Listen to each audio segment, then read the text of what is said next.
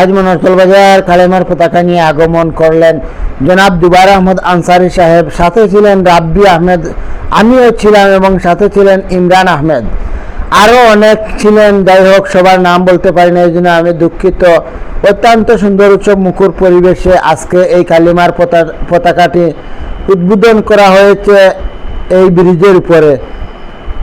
একদিকে যেমন কালেমার পতাকা উদ্বোধন করা হয়েছে, অন্যদিকে এই যে সৌন্দর্যতা ফুটিয়ে তুলেছে এই কালেমার পতাকা। যাই হোক, মনোহরতল বাজার অত্যন্ত আনন্দ মুখর পরিবেশে এই যে সবার সম্মুখে এই যে কালেমার পতাকাটি উদ্বোধন করা হলো, আমরা অত্যন্ত আনন্দিত এবং আশা করি দেশ ও প্রবাসে যারা আছেন, যারা দেখছেন, সবাই ইনশাআল্লাহ এই যে ধর্মীয় একটা সুন্দর পরিবেশ এখানে চলছে, হয়তো আপনারাও দেখলে আনন্দিত হবেন।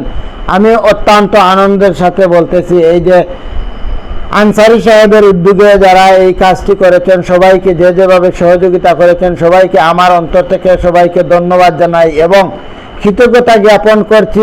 আর এভাবে আরও ভালো মহৎ কাজের জন্য সবাইকে আমি স্বাগতম জানাই। আর ভবিষ্যতে যেন তাহারা আরও এভাবে সুন্দর সুন্দর কাজ নিয়ে আসতে পারে এবং আমিও তাদের সাথে সহযোগিতা করতে পারি ইনশাআল্লাহ। সবাই